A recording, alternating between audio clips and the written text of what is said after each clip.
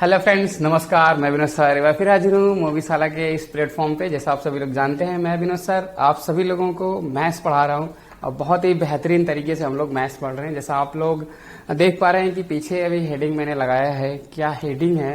तो जैसे हम लोग जो क्रम वाइज पढ़ रहे हैं ना, एसआई कंप्लीट हुआ, सीआई कंप्लीट हुआ, तो एसआई सीआई के बाद एक टॉपिक आता है इंस्टॉलमेंट का। तो इंस्टॉलमेंट हम लोग कवर करेंगे आज। जैसा आप देख पा रहे हैं कि हम लोग आज किस्तों पर आधारित प्रश्न पढ़ेंगे। तो किस्तों पर आधारित प्रश्न जो होता है वो दो तरह का होता है। एक साधारण ब्याज से रिलेटेड होता है, जिसका तो अस्तित्व ही खत्म हो गया है। अभी अगर हम देखें अपने युग और जमाने में तो नहीं चलता है, लेकिन सवाल है ना, तो सवाल में तो आता ही है सवाल। तो हम लोग उस सवाल को पढ़ेंगे कि कैसे इंस्टॉलमेंट का क्वेश्चन आता है और कैसे हम लोग इसको करेंगे। फिर दूसरा अगर हम देखें तो दूसरा क्या है, चक्रवृद्धि ब्याज है। तो चक्रवृद्धि ब्याज से संबंधित भी क्वेश्चन इंस्टॉलमेंट के आते हैं, बहुत अच्छे अच्छे क्वेश्चन आते हैं। हालांकि ये हम लोग स्टेट लेवल के रिकॉर्डिंग क्वेश्चन पढ़ रहे हैं, तो इसमें उतनी वैरायटीज हम लोग नहीं कवर करेंगे, नहीं पढ़ेंगे, क्योंकि ये टॉपिक लंबा हो जाएगा, जो कि हम लोग छोटे भी इसको कवर करेंगे। हम लोग जब तैयारी करते हैं सीजीएल एंड सीडीएस की, और अगर बात करें कि कैट की, तो उसमें हम लोगों को बहुत अच्छे से ये कवर करना होता है, बहुत अच्छे से पढ़ना होता है। तो ये छोटा टॉपिक है स्टेट लेवल एग्जाम के अकॉर्डिंग, तो हम लोग उतना ही पढ़ेंगे जितना एग्जाम में पूछ लिया जाता है कभी कभार। तो ज्यादा इसमें हम लोग जोर नहीं देंगे, जोर देंगे इसके बाद वाले चैप्टर में, जो कि बहुत इंपॉर्टेंट चैप्टर है। जैसे बच्चों की डिमांड भी आ रही है कि सर आप जो है टाइम एंड वर्क पढ़ाइए, तो टाइम एंड वर्क भी आप लोगों के लिए होगा, सब लोग उसको कवर करेंगे, सब लोग पढ़ेंगे, तो उसमें हम लोग बेहतरीन टॉपिक पढ़ेंगे। तो चलिए ज्यादा देर न करते हम लोग समझते हैं कि इंस्टॉलमेंट होता क्या है, इंस्टॉलमेंट से रिलेटेड क्वेश्चंस कैसे होते हैं, कैसा इसका सोल्यूशन होना चाहिए, और वो बेस्ट सोल्यूशन होगा। मैं आप सब लोगों को बता रहा हूं कि जो मैं आपको सिखाने जा रहा हूं वो बहुत ही बेस्ट होगा। यदि आप इंस्टॉलमेंट अच्छे से पढ़े हो तो कोई दिक्कत नहीं है, फिर भी आप लिए नया ही होगा। लेकिन अगर नहीं पढ़े हो तो उसके लिए तो और अच्छा होगा जो नहीं पढ़ा, क्योंकि उसको शुरुआत से सारा समझ में आएगा। तो बात करें अगर हम एसआई की, तो एसआई मतलब आप जानते हैं क्या होता है, कि वो ऐसा ब्याज का अमाउंट या ऐसा ब्याज का धन जो हर साल उतना ही मिले, वो क्या होगा, एसआई होगा, मतलब साधारण ब्याज होगा। तो जब साधारण ब्याज के हिसाब से जब किस्त बनती है ना, तो उतना एकदम एग्जैक्ट अमाउंट ऐड होते होते क्या होता है, लास्ट तक ऐड होता है और वही आपको मिलता है। तो इसी के अकॉर्डिंग हम लोग क्वेश्चंस देखेंगे। और सीआई थोड़ा सा मतलब अच्छे लेवल के क्वेश्चंस बनता है। सीआई की अगर हम बात करें 2 साल की, तो 2 साल स्क्वायर पे डिपेंड करता है। 3 साल की बात करें तो क्यूब पे डिपेंड करता है। बट कैसे क्वेश्चन को सॉल्व करते हैं, क्या अप्रोच होती है हमारी एग्जाम हॉल में, हम वो सब कुछ डिस्कस करने वाले हैं। तो चलिए ज्यादा देर ना करते हुए पहले हम लोग करते हैं शुरुआत एसआई से। तो एसआई का क्वेश्चन जैसा आपको दिख पा रहा होगा, ये क्वेश्चन है क्वेश्चन नंबर फर्स्ट। तो क्वेश्चन नंबर फर्स्ट में क्या बोला जा रहा है, एक बार जरा ध्यान से समझिए और फिर उसके बाद देखिए क्वेश्चन क्या सॉल्व होने वाला है। क्या बोला, what will be the annual installment at the rate of 10% per annum simple interest so that the loan of 4200 can be fully repaid in 5 year. मतलब कि 10% प्रति वर्ष साधारण ब्याज की दर से वह वार्षिक किस्त क्या होगी जिसमें 4200 रुपए का ऋण 5 वर्षों में पूरा चुकाया जा सके। आप ध्यान से समझिएगा। इसको समझने के लिए मैं यहाँ पे कुछ मतलब जो भी है इसका क्या बोलते हैं अपने गांव वाले भाषा में, ज्यादा 3-5 नहीं हम लोग करने वाले हैं। 3-5 का मतलब समझ रहे हैं, मतलब कि लेफ्ट राइट ज्यादा डिस्कस, ज्यादा बहस नहीं हम लोग करेंगे, एकदम डिक्टो पॉइंट हम लोग बात करेंगे। क्योंकि ये टॉपिक आप स्टेट लेवल के हिसाब से उतना इंपॉर्टेंट भी नहीं है, तो ज्यादा समय इस पर खर्च करने की जरूरत नहीं है। तो हम लोग केवल देख लेंगे कि क्वेश्चन अगर बाय द वे आ जाए तो कैसे सॉल्व करेंगे, वो अप्रोच हमारे पास होनी चाहिए। अगर आपका इसका आगे पीछे सब दाएं बाएं सब जानना है कि कैसे एक इंस्टॉलमेंट होती है, कैसे क्या होता है, तो जब वो हम मैथ्स बाय विनोद सर का जो आपका एक होगा कॉलम, अगर उसमें मैं जब मैथ्स पढ़ाऊंगा ना, उसमें फुल टाइम लेके पढ़ाऊंगा, मतलब कि उसमें जो मैथ्स चलती है ना 200 घंटे के करीब चलती है, तो वहां पे फुल्ली डिटेल में हर चीज बताया जाता है कि क्या कैसे बना, कैसे हुआ, क्या कहाँ से किसका उत्पत्ति हुई, सब कुछ वहां पे डिस्कस करते हैं। बट ये बहुत एग्जाम वो है जैसे कि स्टेट लेवल के हिसाब से हम लोग पढ़ रहे हैं तो उतना ही पढ़ेंगे जितना एग्जाम पॉइंट ऑफ व्यू से इंपॉर्टेंट होता है। चलिए देख लेते हैं। तो 10% प्रतिवर्ष साधारण ब्याज की दर से वह वार्षिक किस्त क्या होगी जिसे 4200 रुपए का ऋण 5 वर्षों में पूरा चुकाया जाए। अब ध्यान से समझिएगा, अगर हम मान लें कि हमारे पास 100 रुपया है और तब हम 100 रुपए का 5 किस्त देंगे। ध्यान से समझिएगा इस बात को, तब जाकर के आपको समझ में कहीं आएगा। ये हो गया, इतना आ गया समझ में आपको कि 5 किस्त में हमको देना है। लेकिन अब देखिए, अगर हम इस किस्त को तुरंत देंगे तो जब इस किस्त को हम तुरंत दे देंगे तो इस पे ब्याज नहीं लगेगा ना। आज का हमने कोई सामान लिया और आज अभी इस वाली किस्त को हमने दे दिया तो इसका ब्याज लगा नहीं, तो ये ऐसे ही चला जाएगा, ये ऐसे ही जाएगा 100 रुपया। लेकिन जब हम इसको जब पे करने जाएंगे किस्त को और नहीं पे कर पाएंगे, 1 साल बाद जब इसको पे करेंगे तुरंत इस पे 10% का लग जाएगा। ये 10% तुरंत इस पे इंटरेस्ट लग जाएगा, यानी ये कितना हो जाएगा 110। इस पे कितना लग जाएगा, तो ये 2 साल गैप हो गया। देखिए 1 2, तो इस पे 10। तो मैंने आपको सिखाया था एसआई क्या होता है, R/T। तो आपका 2 वर्ष है और 10% है, तो 2 गुणे 10 यानी कितना हो गया 20। तो यानी कि 120 हो गया। जब हम इस पे आएंगे 130 हो जाएगा, जब हम इस पे आएंगे 140 हो जाएगा। ये पूरा हो गया, मतलब इतना इंस्टॉलमेंट आपको पे करना पड़ेगा। अगर इंस्टॉलमेंट नहीं पे किए आप तो इतना आपको टोटल फुल देना पड़ेगा। कितना हो गया, अब देखिए जोड़ने का तरीका सबसे इंपॉर्टेंट होता है। 1 2 3 4 5 ऐसे हो गया। 40 30 70 20 90 100 600। तो 600 की वैल्यू हो गई कितनी, ये 4200। 600 की वैल्यू हो गई 4200। अब ध्यान से समझिए, 600 की वैल्यू अगर 4200 हो गई तो 100 की वैल्यू निकालनी है। 100 की वैल्यू निकालनी है। एक मिनट जरा देख लेते हैं क्वेश्चन। हाँ चलिए कोई दिक्कत नहीं, ऑप्शन यहाँ पे जो है थोड़ा गड़बड़ हो गया है, इस ऑप्शन को आप इरेज कट कर दो, कोई दिक्कत नहीं। 600 की वैल्यू से 100 रुपये की इंस्टॉलमेंट था तो 100 रुपये निकाल लेते हैं। ये 6 से कट जाएगा एक बार में, तो 100 हो गया। ये 6 से कटेगा 7 बार में। तो यहाँ पे कितने का इंस्टॉलमेंट बनेगा, तो 700 रुपये का इंस्टॉलमेंट बनेगा। अगर 4200 रुपये आपको पूरा का पूरा चुकाना है तो आप कहोगे कि सर 4200 का ऋण था और 700 रुपये के हिसाब से हम चुकाएंगे तो कैसे चुका पाएंगे। ये तो 5 वर्षों में चुकाना है, तो 7 × 5 = 3500 ही हुआ। ऐसा कैसे, ये तो 4200 है। तो ऐसा नहीं है।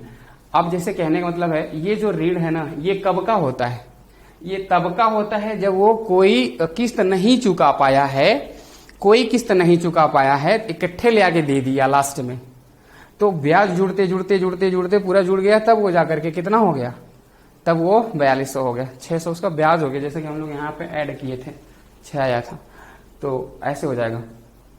चलिए अब हम अगर बात करें अगले क्वेश्चन, चलिए क्वेश्चन नंबर 2 देखते हैं। तो जैसा आप देख पा रहे हैं क्वेश्चन नंबर 2 क्या बोल रहे हैं, एक बार समझ लेते हैं इसको अच्छे से। What will be the annual installment to pay off a loan of 6,450 rupees at 5% simple interest in 4 years? मतलब 6450 रुपए के कर्ज को 5% साधारण ब्याज की दर से 4 वर्ष में चुकाने के लिए वार्षिक किस्त क्या होगी, ये आपको बताना है।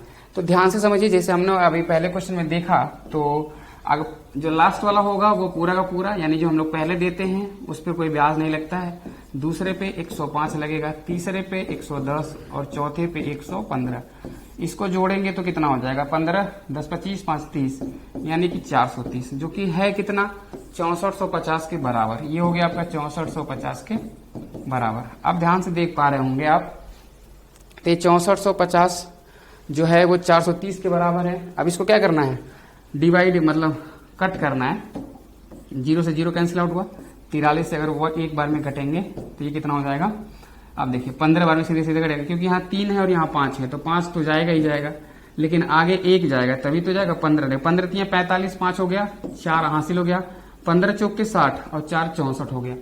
तो यानी पूरा पूरा 15 बार में कट गया। लेकिन आपका जो इंस्टॉलमेंट था वो तो 100 रुपए का हम मान रखे थे ना, 100 से स्टार्ट हुआ था, तो 100 बना दीजिए इसको।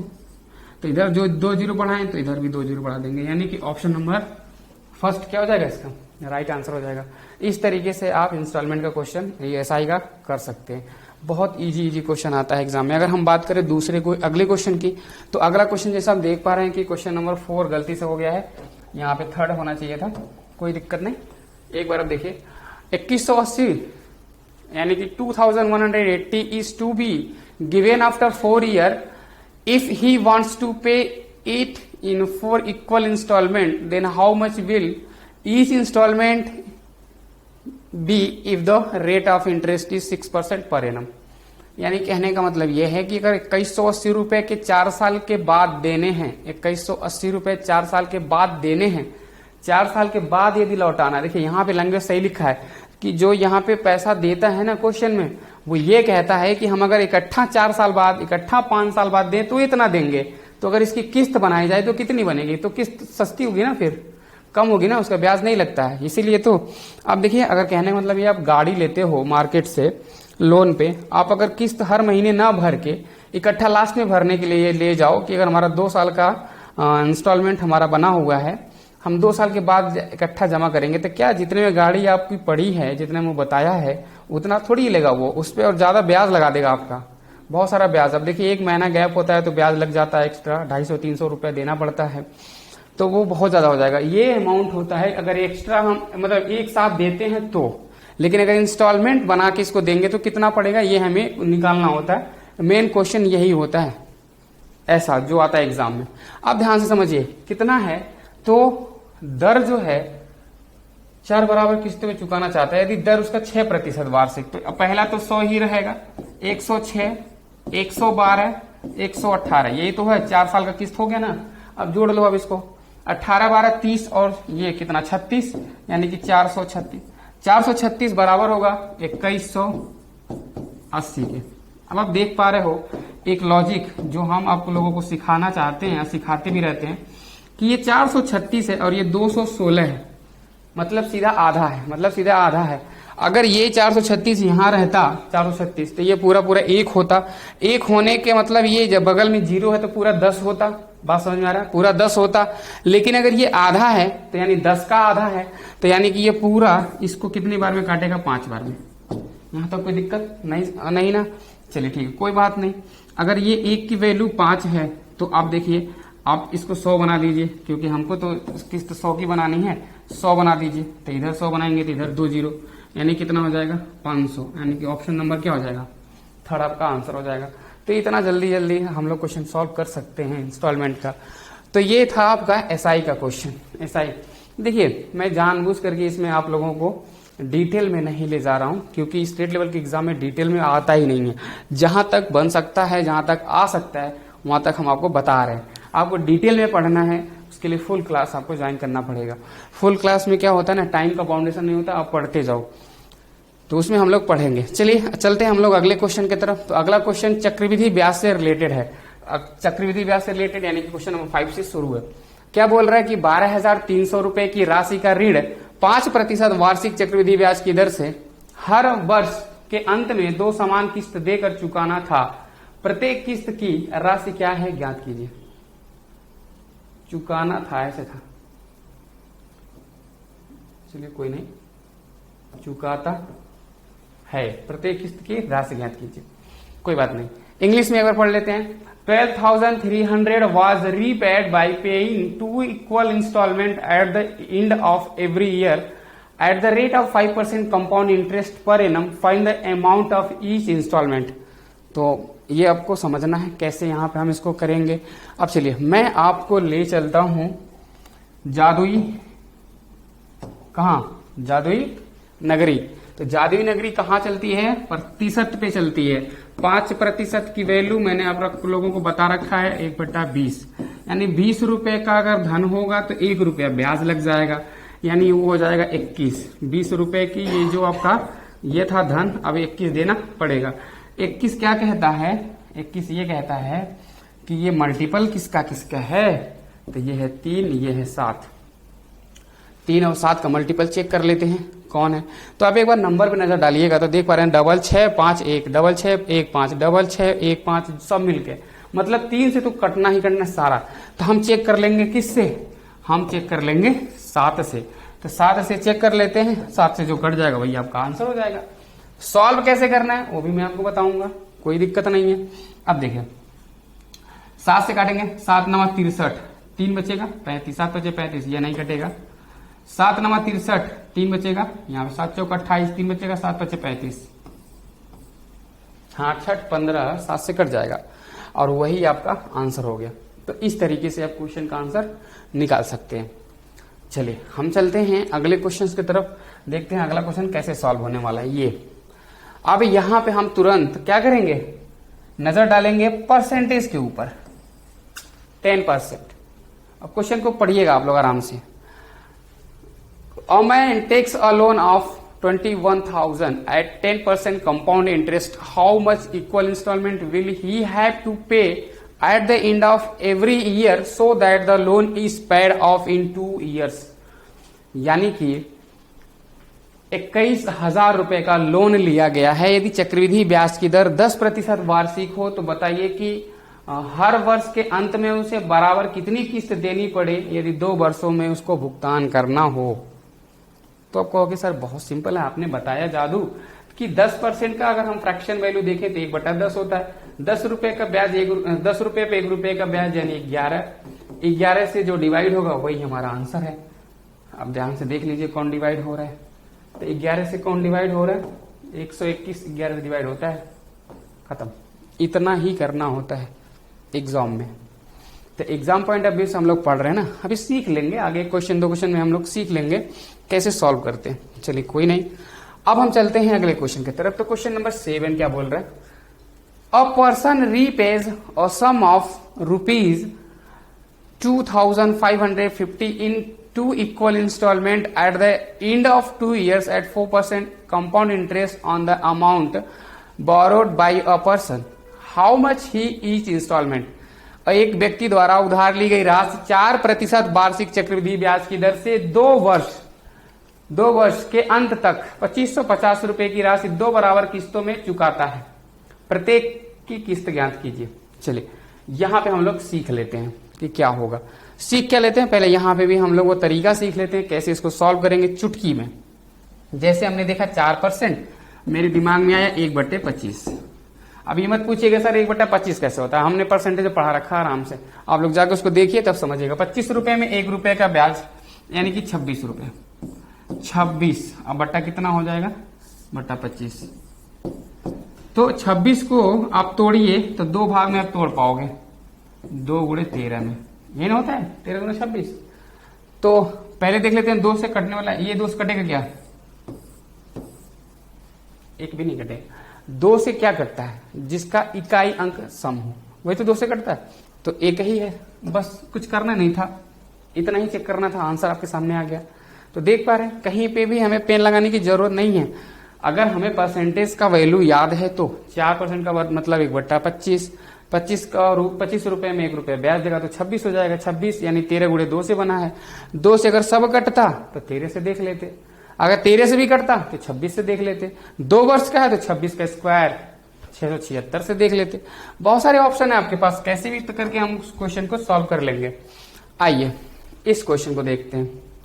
अब इस क्वेश्चन को देखते हैं, इस क्वेश्चन को लगाने का तरीका भी सीखते हैं आराम से, क्योंकि इसका जो परसेंटेज है ना थोड़ा सा कुंवड़ टाइप का। कुंवड़ मतलब समझते हैं, कुंवड़ का मतलब होता है थोड़ा सा जो है आपको परेशान करेगा, वो मतलब आसानी से नहीं लगा पाएंगे, जैसे अभी तक आसानी से हम लगा ले रहे थे। देखिए क्या बोल रहा है, अ sum of 13,360 was borrowed at the rate of 8.75% compound interest per annum and was paid back in 2 years 2 equal annual installment. What was the amount of each installment? यानी कि अगर 13,360 रुपए की धनराशि 8.75 को हम लोग बोलते हैं गंवारो भाषा में 9.25%, तो 9.25% के हिसाब से अगर लिया जाए वार्षिक किस्त चक्रवृद्धि ब्याज की दर से, तो बताइए उसका वापसी भुगतान 2 वर्ष में 2 समान वार्षिक किस्त के रूप में अगर करना हो तो प्रत्येक किस्त कितने की पड़ेगी, ये आपको बताना है। अब इस क्वेश्चन को हम लोग सॉल्व करने का तरीका भी सीखेंगे, समझेंगे कैसे इसको करेंगे। अभी तक तो हम आपको खाली आंसर निकालना सिखा रहे थे। पहले ये समझिए, इसको हम लिख सकते हैं 8 सही 3/4% लिख सकते हैं कि नहीं। आप बहुत सारे लोग जानते होंगे 0.75% को 3/4 बोलते हैं। 8 चौक 32, 3 35। जिनको परसेंटेज की वैल्यू नहीं निकालने आता उनको हम बता रहे हैं, आप निकाल लो। 5 7 35 5, यानी कि 7/80। 7/80। 80 रुपए के धन में 7 रुपए ब्याज देना पड़ेगा, यानी 87 रुपए हो गया। 87/80। तो 87/80 2 साल का है, तो 87 का स्क्वायर कर दो। आप 87 का क्या कर दो स्क्वायर। 87 का स्क्वायर कितना होता है 7 7 49, 8 7 56, यानी कि 8 9 72, 3 75। ये होता है 7569। 80 का कितना होता है 6400। नहीं, 6400 रुपए की राशि 7569 देना पड़ेगा। 7569 आपको सीधे सीधे ऑप्शन में दिख रहा है, यानी कि अगर स्क्वायर कर लिए आपको सीधे सीधे स्क्वायर, अगर आपको नहीं आता है वो भी मैंने पढ़ा रखा है, उसको भी आप देखिए। तो 7569 किसका स्क्वायर है 87 का। हम कैसे स्क्वायर करते हैं ध्यान से समझिए। ये 100 से कितना कम 13 कम, 13 का स्क्वायर 169, 69 लिख लिए, बचेगा 1 8। अब ये 13 कम था तो 13 और कम कर दीजिए। 13 और जैसे इसमें से हम कम करेंगे तो कितना हो जाएगा 74। 74 और एक हासिल जो था इसमें से 75।